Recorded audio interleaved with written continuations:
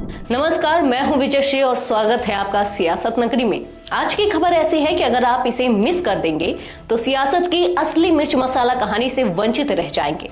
अब जरा सोचिए, नेताजी जब सत्ता में थे तब जनता के इलाके में जाना गुनाह समझते थे, लेकिन जैसे ही कुर्सी गई वैसे ही जनता की यादें ताजा हो गई।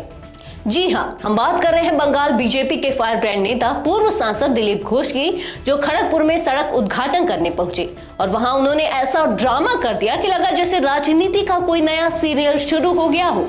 खड़गपुर नगर पालिका के वार्ड नंबर 6 के माठपाड़ा इलाके में महिलाओं ने घेर कर उनसे सवाल किए, सांसद रहते हुए कहां थे जनाब, हमने तो आपको कभी देखा ही नहीं। और बस इतना सुनते ही दिलीप घोष का पारा 7वें आसमान पर चढ़ गया। नेताजी ने पूरे जोश में कहा, यह तुम्हारे बाप का पैसा नहीं है, मैंने सांसद रहते हुए इसके लिए फंड दिया था। और फिर धमकी भी दी, इस तरह मत चिल्लाओ, मैं तुम्हारा गला घोट दूंगा। वाह, लोकतंत्र में जनता सवाल ना पूछे तो क्या करे, लेकिन यहां तो पूर्व सांसद साहब जनता के गले ही पड़ गए। अब जनता भी कोई कम थोड़ी ना थी, उन्होंने पलट कर पूछ लिया, हमारे पिता को बीच में क्यों ला रहे हो।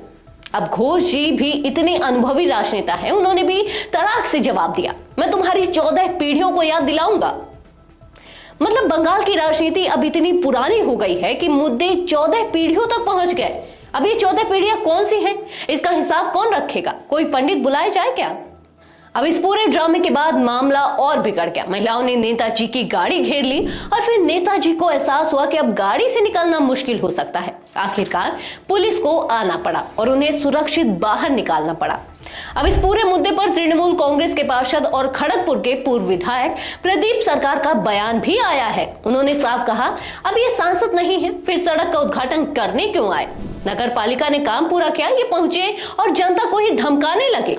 और नेताजी का जवाब सीधा कटाक्ष, ये महिलाएं 500 रुपए लेकर प्रदर्शन करने आई थी, यानी जो भी सवाल पूछे वो बिकाऊ है। राजनीति में विरोध भी अब प्राइस टैग के साथ आ रहा है। अब बड़ा सवाल ये है, क्या यही राजनीति का नया चेहरा है, जहां जनता सवाल करे तो उसे धमकी मिले। क्या पूर्व सांसद को वाकई अपने व्यवहार पर माफी मांगनी चाहिए, या ये भी सिर्फ राजनीति का एक और स्टंट था। आपकी राय क्या है, कमेंट सेक्शन में बताइए। और हाँ, ऐसी ही सियासी हलचल के लिए सियासत नगरी को सब्सक्राइब करना ना भूलें। धन्यवाद।